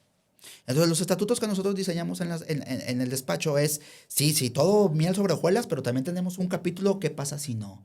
¿Qué pasa si estamos cansados el uno del otro? ¿Qué pasa si yo no estoy de acuerdo con el reparto del dinero? ¿Qué pasa si yo no estoy de acuerdo con esto, con lo otro? Hay válvulas de escape para cada una de esas cosas. Bien establecidas. El mecanismo ya claro. Entonces, yo creo, Sergio, que incluso si a mí me preguntas, ¿haría sociedad con alguien más después? No. Yo no. Ahorita, en este punto, no estoy dispuesto a hacer sociedad con nadie. Como una sociedad como la que yo tenía, que éramos... Sí, socios. Socios 50-50, iguales. Sí, no estoy dispuesto. De acuerdo. Cada que te escucho en todo lo que me vas argumentando, tus ideas, percibo mucha disciplina, mucha exigencia a ti y hacia los demás. Percibo muchas ganas de ser y también tengo esa ligera sensación de que te gusta el reconocimiento. Yo logré, yo hice, yo formé, yo tengo. Sí. ¿De dónde viene eso? Ay, jole. Yo creo que fue de una etapa entre mi adolescencia y mi adultez joven, uh-huh, donde se me dijo muchas veces, tanto por personas muy cercanas a mí como por personas lejanas, que yo no iba a poder, que no iba a lograr lo que yo quería. El ser menospreciado, pues siempre fui bajito de estatura, digo, es obvio, ¿verdad? Mi complexión física, mi densidad ósea, o sea, siempre fui menospreciado por ese tipo de circunstancias. No podía competir físicamente, competía por otras cosas. Lo único que me quedaba a mí para competir en las riñas callejeras era mi perseverancia y mi voluntad. Si yo dejaba que me pegaban, me iban a pegar otra vez. Si a la primera intención que me querían pegar, le tenía que entrar. Yo creo que cuando yo viví en mi niñez y mi adolescencia, yo creo que me peleaba cada tercer día. Y no era porque yo buscaba el pleito, era porque me buscaban a mí el pleito. Sí. Me tenía que defender. Y en la facultad de Derecho, pues todo el mundo quiere ser y todo el mundo quiere tener. Entonces, desde muy joven empieza mucho la competitividad. Que si yo ya entré en este despacho, que si yo hago esto, que si yo ya hice una demanda, que si tú no estás bien tonto, que yo soy más listo que tú. Bueno. Y entonces en esa parte también yo percibí como una falta de, ¿cómo decirlo? Pues de empatía o de reconocimiento, porque a mí se me complicó, bueno, cada quien habla de su trinchera, a mí se me complicó mucho estudiar en algún momento. ¿En qué sentido?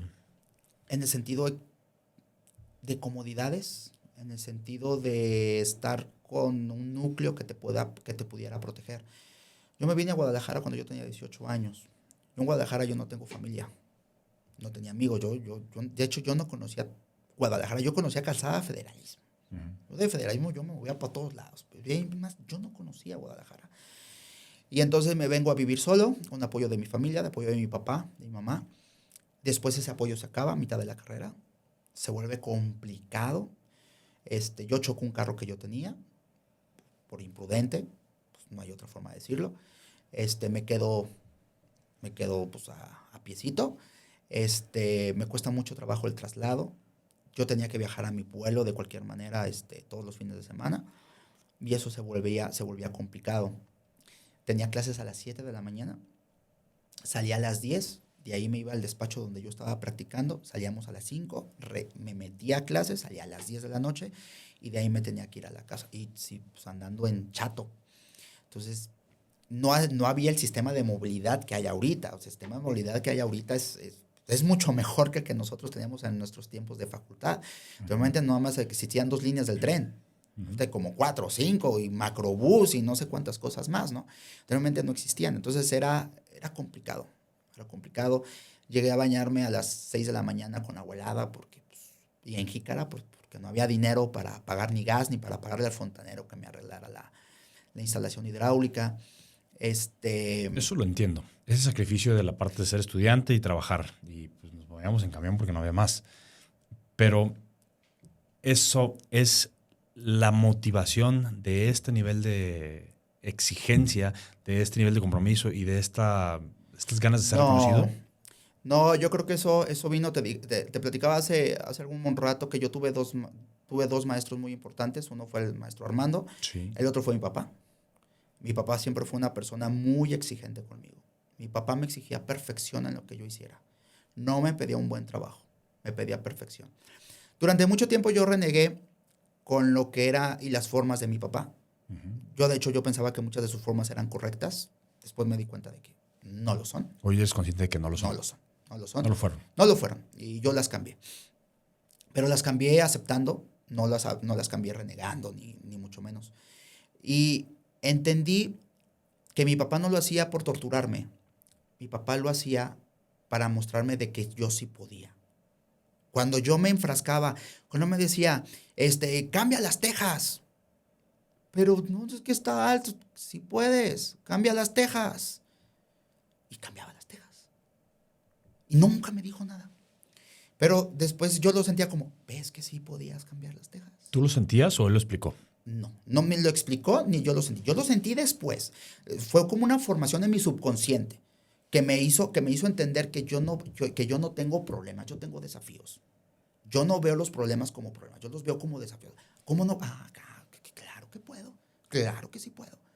Oye, que tienes que cargar. Mi papá tenía maquinitas de videojuegos, uh-huh, esas de las arcade. Sí. Por eso yo era tan vicioso en esas cosas. Uh-huh. A veces me tocaba cargarlas solo.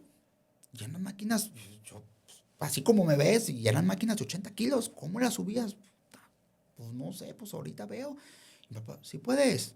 Así. Está bien, puta madre, chingado. ¿Por qué no me ayuda? Bla, bla, bla, bla. Pero al final de cuentas, creo que eso me hizo ser disciplinado, me hizo ser organizado y me hizo ser perseverante. Carlos, volvemos a la plática al inicio. Cuando tú dices, cometí un gran error con mis alumnos, porque el nivel de exigencia era demasiado, pensando que ellos podían hacer exactamente lo mismo que yo, pero a lo mejor el modo no era el correcto. ¿Tú no consideras que a lo mejor el modo no era el correcto y que ese sentido de sí puedo y de yo no tengo problemas, tengo desafíos, pudo ser distinto? Sí, comunicarlo de manera distinta, comunicarlo de manera más empática, como de comunicarlo de manera más, a lo mejor echando hasta chascarrillos, ¿no? O sea, en lugar de, claro que puedes, ¿y por qué? Perdón, ¿por qué no lo hiciste? Bla. En lugar de elevar el tono de voz, manotear y cosas por el estilo, creo que pude haber hecho otra cosa como lo intento hacer ahorita. Y hoy, por ejemplo, cuando educas a tus hijas, ¿las estás educando bajo lo que a ti te hubiera gustado que tuvieras o bajo esa misma línea? ¿Cómo es ese sentido de ser papá? No, yo creo que con mis hijas es diferente. Yo creo que estoy creando mi propia forma. No estoy tomando de muchas partes, pero también estoy tomando muchas mías. Yo considero, por ejemplo, que los niños deben de tener disciplina. Sí, deben tener disciplina, pero hay formas de comunicar la disciplina. Creo que deben de tener perseverancia, pero es una forma diferente de comunicar la perseverancia. Yo creo, por ejemplo, algo con lo que discuto mucho con mi esposa, no discutimos con nada ella y yo, de lo que discutimos es porque Romy juega videojuegos. Uh-huh. ¿Tú juegas videojuegos? Yo juego videojuegos. Uh-huh. Entonces ella dice, es que son muchos videojuegos y ya te dije que no, es que es mucho, pero es que yo sí. Y entonces creo que tendríamos que estar con ellos para saber qué es lo que les gusta y tratar de potencializarlo de manera adecuada. Tampoco que se convierta en adicción, en un vicio que las lleven a la perdición. Tiene que ser algo de manera adecuada.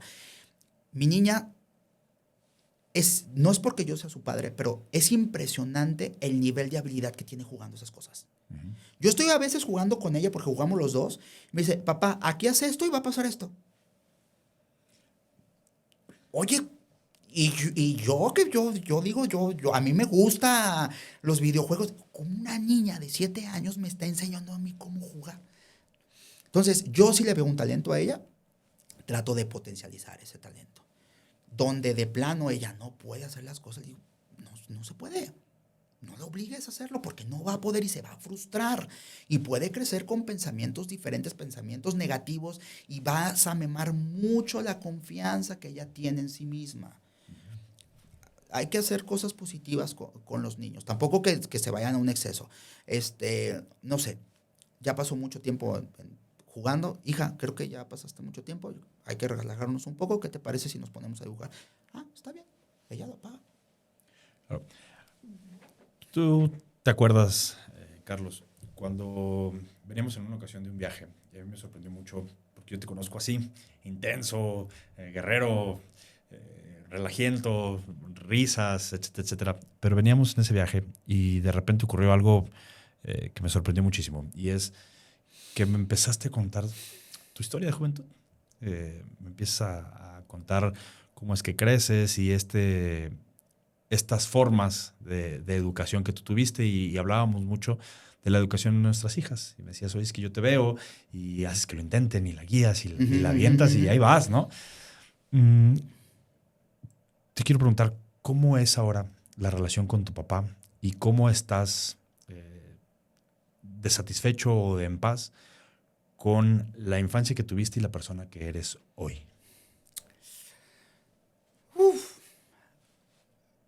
Objetivamente, creo que fue lo que tenía que ser. Y soy la persona que soy gracias a eso. Eh,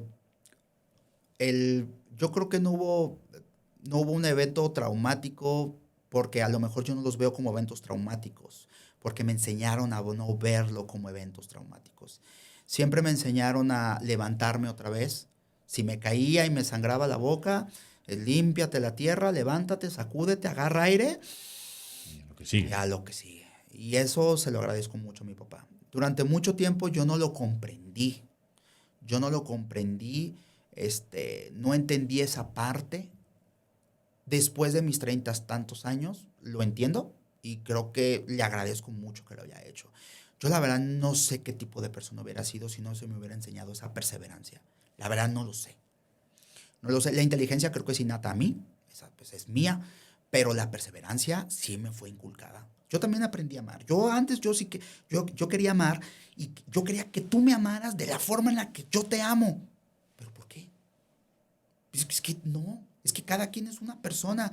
Si me quieres corresponder, qué padre. No me quieres corresponder, ya yo tomaré mi decisión. Si quiero seguir siendo igual de intenso y de igual de incondicional. Pero con mis hijas es amor incondicional. Y se llama incondicional porque yo no pido nada a cambio. Yo no pido ni que me digan papá ni que me abracen. Si ellas lo hacen es porque les nace del alma. Y estoy muy agradecido que lo hagan. Con mi papá hubo un lapso de tiempo donde no nos llevamos bien. Para mí, mi papá es mi héroe. Yo creo que de las personas que hubo mucho tiempo que mi papá era el único hombre que me puede decir, cállate, siéntate. Y ya con maestría. Y ya el don Carlos con empleados en tal despacho. Que hagas esto. ¿Sí? Después hubo fricciones porque yo estaba muy resentido por la falta de otra parte que te estaba platicando. Me exploté, discutí con él, le grité y nos separamos, nos distanciamos un tiempo. Actualmente nos llevamos bien, sigo acudiendo a él por consejos, lo sigo viendo. Es una persona muy valiosa para mí y yo creo que es mi maestro de vida, mi papá. Marco Aurelio decía, si el trabajo de la abeja no beneficia a la colmena, entonces no sirve. ¿Sí? Este pensamiento de persevera, yo puedo pensar que te ha dado una de las más grandes satisfacciones, Carlos. Y es así como puedo terminar la foto contigo, tanto de lo profesional, el cambio, la decisión de formar tu propio despacho, lo que estás construyendo en Tributarium. Pero también creo que cuando llegas a casa, te quitas la armadura y es la zona segura. Ah, sí. Ahí eres tú el que ama el metal, el que le va a la América, el que grita, el que se le ocurre, el que Eso juega. de le va a la América vemos. ¿Es esa la zona segura? ¿Es ahí esa sociedad que tienes con tu esposa donde vas y te refugias y realmente queda todo el ruido fuera? Sí, sí, mi casa es... Yo no salgo de vacaciones, digo, a mi esposa le gusta viajar mucho. Si no te gusta viajar. A mí no tanto, porque yo estoy muy a gusto en mi casa. Yo en mi casa puedo ser... Estoy muy contento, estoy muy feliz en mi casa. Soy pleno en mi casa. Está lo que más quiero en mi casa. Eh, a lo mejor yo tengo el inmueble, yo tengo la casa, pero mi esposa la hizo el hogar. La hizo el hogar. Yo no sería igual si yo no tuviera a mi esposa. Así de sencillo. Y de hecho también mi esposa me ayudó mucho a esta nueva etapa de lucidez, a esta nueva etapa de objetividad. Digo, hace rato te dije que solamente peleábamos por el tema de los videojuegos y esas cosas, pero también llegamos a pelear por otras cosas. Y ella también me ha enseñado, tranquilo, dale paz a las cosas, no corras. Hay veces que hay que caminar. Es una persona, creo que yuxtapuesta a mí.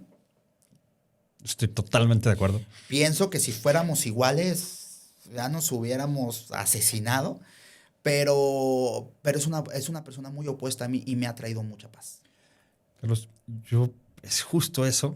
A mí muchas veces me sorprende. Yo platico en mi casa, que tengo el placer de conocerlos a ustedes como familia, y veo que son completamente distintos, pero es esa diferencia la que creo que hace el macho, el equipo. Y también lo pienso cuando pienso en ti, cuando pienso en nuestra amistad. Tú me dijiste el otro día, no hace mucho, eres la persona que conozco que más cosas hace. Yo no podría. Me dijiste tal cual. Sí. Y haces esto, intentas aquello, vas y persigues esto. Y en resumen yo te podría decir, todo lo que yo quiero hacer, voy y lo hago. Y tú me dijiste, yo no podría. ¿Cómo es que siento que estás más cómodo cuando te quitas la armadura con las personas más diferentes a ti? Es como si encontraras ese equilibrio. Sí, porque me vuelvo muy vulnerable. O sea, la realidad es que cuando estoy con ellas es completamente diferente. No busco ganar, no busco perseverar, no busco enseñar ni disciplinar. Es aquí que fluya como tenga que fluir, siempre y cuando a cierto orden, a ciertos valores, a ciertas cosas que no se pueden romper en ninguna parte. Son no negociables. No negociables, pero además no. O sea, no busco, no estoy tenso, no estoy en esa carrera por hacer las cosas o esa carrera contra el tiempo, ¿no? No estoy buscando nada más que estar ahí. No estoy pensando en mis finanzas, no estoy pensando en mis términos, no estoy pensando en es que estoy ganando poco, estoy ganando mucho, es que voy a ganar este asunto, es que lo voy a... No, ahí no lo pienso. Ahí y dando clases. Son los únicos 2 lugares donde no lo hago. Ahí disfrutas sin competir. Ahí disfruto sin competir. Son los únicos 2 lugares donde no lo hago. Porque de ahí en más, en todos. Carlos, para concluir, si tú pudieras voltear y ver a un joven que a lo mejor nos está escuchando y tiene toda la vida por delante, pero también tiene todas las dudas de cómo va a ser, qué va a ser, cómo va a ser el número 1 en lo que sea que le apasiona, no se atreve a cruzar ese puente, no se atreve a dar ese primer paso, ¿qué le dirías? Yo creo que lo primero es que tiene que confiar en él y tiene que confiar en sus capacidades. Muchas veces lo voy a dividir en 3 puntos. Tienes que confiar en ti, tienes que hacer un plan y tienes que perseverar. Y voy a explicarlos cada uno de ellos. Confiar en uno mismo luego se vuelve muy complicado. Se vuelve muy complicado porque lo único que genera en tu cabeza cuando fallas son dudas. No soy tan bueno. A lo mejor no soy tan bueno. Yo he llegado a dudar de mi capacidad. O sea, yo he llegado a dudar de que si realmente soy buen abogado. Y tengo colegas y me dicen, no inventes, o sea, no por no decir otras palabras. Si dudas tú, ¿qué será de mí, no? Claro. Y ya o en la parte física, o en los deportes, o siendo esposo, siendo papá, siendo amigo, pues, o sea, a lo mejor no soy tan bueno, ¿no? Entonces, cuando tienes cierta edad, cuando tienes mi edad, pues ya has visto todo esto y ya saben, pues esto es por esto, relájate. Pero cuando eres un chavo de 18 años, no manches, es que saqué 60 en el examen de admisión, reprobé tal materia, ya no salí con fulana, perengano me quiere golpear, no manches, nadie me habla, no tengo seguidores en Instagram, no sé, miles de cosas que te atormentan cuando eres adolescente. Yo creo que lo que tienes que hacer es confiar en ti mismo y confiar en que puedes lograr, en que lo puedes lograr. En que puedes realizar las cosas y que tienes ciertas capacidades que nadie más tiene. Solamente las tienes que explotar. Tienes que conocerte a ti mismo, tienes que hacer una introspección. Soy bueno para esto, no soy tan bueno para esto, no soy tan bueno para esto. Y para esto soy pésimo. Pero lo que le sigue. Entonces, por ejemplo, te engañaría, por ejemplo, si yo quisiera jugar baloncesto. No, pues Charlie, no manches. O fútbol americano. O cualquier deporte, si me preguntas en general. O sea, hago deportes que más o menos me puedo adaptar y que sé que puedo desarrollarlos de manera medianamente bien. Pero sé que no voy a ser campeón. Tienes que hacer una introspección muy fuerte de para qué eres bueno y para qué no eres bueno. Y ahí vas a encontrar tus fortalezas. Y cuando encuentres tus debilidades, acéptalas. No reniegues contra ellas. Acéptalas. Abrázalas y trata de controlarlas. Pero no se van a ir, ahí se van a quedar. Para toda tu vida. Tus fortalezas, identifícalas y en base a esas, súbete y en base a esas, trata de confiar en ti mismo. Yo cuando estaba en quinto de prepa, yo ya quería ser abogado. Entonces, da la casualidad que mi papá también fue mi profesor de física moderna. Entonces, mi papá nos empieza a enseñar física moderna, radiación de cuerpo negro, la velocidad de la luz, la relatividad. Yo estaba fascinado, Yo estaba que me... Y entonces, yo estaba a la duda entre estudiar física o derecho. Cuando yo platico esto me dicen, no manches, que no se relaciona una cosa con la otra. Pero entonces yo tuve que hacer una introspección. O sea, realmente me gusta mucho la física, sí, pero detesto las matemáticas. Las matemáticas y yo, no se puede. No podemos. Entonces dije, pero me gusta mucho hablar en público. Soy bueno hablando en público. Tomé una decisión. Me fui a mis fortalezas. Tuve mis dudas. Me fui a mis fortalezas. Lo otro lo sigo leyendo de hobby, pero nada más. Entonces, yo creo que tiene que confiar en sí mismo. Número 2, tiene que hacer un plan. Yo te decía, tú me decías, planes a los veintitantos, a los treinta y tantos, a los diez y tantos. Ok, yo ya tengo 18 años. ¿Qué te vas haciendo en 10?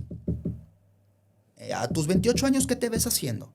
Tanto en el plano personal, estoy casado, no estoy casado, estoy soltero, tengo 5 hijos regados, lo que tú quieras. Económicos, ¿cuánto quieres ganar? ¿Cuánto quieres tener en ese momento? ¿Quieres tener una casa? ¿No quieres tener casa? ¿Te da igual? Para ti es exactamente lo mismo. Los viajes, ¿te ves viajando? ¿No te ves viajando? ¿Te ves viajando por el mundo? Fíjate, yo a muchos alumnos les digo, cuando yo tenía la costumbre de preguntarles, ¿cuál es tu más grande sueño? ¿Qué crees que me contestaban todos? ¿Tener carro? ¿No? ¿Viajar? Viajar. Y yo, ¿por qué no agarras una mochila? ¿Y te vas? Y te vas. Pero, entonces tu más grande sueño no es viajar. Yo, si mi más grande sueño fuera viajar, yo agarraba una mochila y me iba de mochilazo. ¿A dónde vaya? A todo el mundo. El único país donde corres peligro es este. Saliendo de aquí, mira, ¿qué me quiere? Créeme que sí. Bueno, luego nos platicarás las experiencias. Puede ser sorteable, pero te puede decir. Entonces, ¿qué buscas? Entonces, define tus propósitos, tu propósito académico. ¿Te ves estudiando? ¿No te ves estudiando? ¿Te ves con maestría? ¿Sin maestría? Tus propósitos profesionales. ¿Te interesa tu carrera o no te interesa? ¿Qué te interesa más? Y a una de esas 4, dales prioridad. No, es que se puede mantener un equilibrio. No se puede. Si tú quieres mantener un equilibrio en tus 10 y tantos y tus 20 y tantos, no vas a poder. Porque una cosa se te va a escapar. Tienes que darle prioridad a tus objetivos personales, a los económicos, a los profesionales o a los académicos. ¿A cuál? Tú decídelo. Pero fija el plan. Y se llama plan porque te aferras al plan. Siempre vas a encontrar otras tentaciones en el camino. Siempre vas a encontrar alternativas en el camino. No las puedes ver. No, a lo mejor me van a funar por esto, pero a eso se refiere Dios cuando sigue el camino de la verdad. No te desvíes del camino, sigue tus propósitos. Por eso se llama plan. Yo creo que la mayoría de las personas tenemos el problema de que andamos sin plan. Yo en lo personal anduve 3 años sin plan, ¿eh? No traía plan en mi cabeza, ni escrito, ni nada. Se tiene que sentar esta persona, tiene que diseñar su plan. Planes a largo plazo, mediano plazo, corto plazo. Largo plazo 10 años, mediano 6 años, corto 3 años. Los más importantes son los a 10 años, porque esos te van a definir a dónde quieres llegar. Y los planes de corto y mediano plazo tienen que estar adaptados para llevarte a ese objetivo de 10 años. Entonces, si yo quiero ser abogado, si yo quiero ser doctor en Derecho, pues primero tienes que ser abogado, ¿va? Claro. Entonces, en 3 años, meterme a la Facultad de Derecho. En 6 años, salir y estudiar maestría. En 10 años, tener mi doctorado. Más o menos por ahí va. Y número 3, perseverar. Todos hemos fracasado. El que diga que no ha fracasado es un mentiroso de primera. En todos los... O no ha intentado nada que valga la pena. Incluso, Sergio, yo creo que es un mentiroso de primero. En todo, hasta jugando videojuegos te han ganado. Hasta jugando a un volado te han ganado. Has fracasado. Todos hemos fracasado de una u otra manera. Algunos hemos tenido fracasos muy importantes, algunos hemos tenido otros menos. Pero no importando los fracasos, tienes que perseverar. Va a doler muchísimo. Te vas a separar de personas muy importantes que tú considerabas que eran muy importantes para ti. Vas a dejar de hacer muchas cosas que tú considerabas que no podías dejar. Vas a alejarte incluso de familiares. Vas a alejarte de muchas personas que tú pensabas que iban a estar contigo toda tu vida, te vas a tener que alejar. Todo por perseverar. Por perseverar no me digo que nada más aguantes golpes. Por perseverar me refiero que nunca dejes de intentarlo y nunca dejes de estar ahí. Aunque duela, aunque te dé frío, aunque te dé calor, aunque ya te duelan los dedos, tienes que estar haciendo las cosas. Entonces yo ese consejo le daría a esa persona, que es lo mismo que yo le doy a todos mis alumnos. Sí se puede, sí se puede. Yo sí creo en la meritocracia, yo sí creo en ella. Hay muchas personas que, la meritocracia no existe, pero regularmente son malditos izquierdistas, buenos para nada, que creen que por estar en una oficina 3 años ya los van a hacer directores. No. La meritocracia se llama meritocracia porque se premia el mérito. Y los méritos son logros. Y para lograr cosas necesitamos tener un plan. Necesitamos perseverar y necesitamos confiar en nosotros mismos. Aunque las circunstancias sean muy adversas. Aunque veas que la ola viene, cuando estás en el mar, no ves la ola, no manches, esta cosa me va a matar. No, pues que no te mate. Tú tienes mucho por vivir, que busca la manera de que no te mate. A lo mejor te da un revolcadón, pero que no te mate. Y ya para la siguiente ya aprendiste. Aprendiste la lección. Aprendiste la lección. Muchas gracias, Carlos. Gracias por compartir. Gracias por invitarme. Es un placer. Gracias. Si este episodio dejó algo que resuena en tu interior, si despertó en ti la certeza de que tu momento de cruzar no puede esperar más, entonces te invito a dar ese primer paso. Suscríbete al podcast, califícalo con 5 estrellas para que juntos llevemos ese mensaje a más personas. Y si conoces a alguien que esto podría sumarle a vivir mejor, envíaselo directamente. Tenemos como misión impactar a personas con la chispa necesaria para una vida mejor.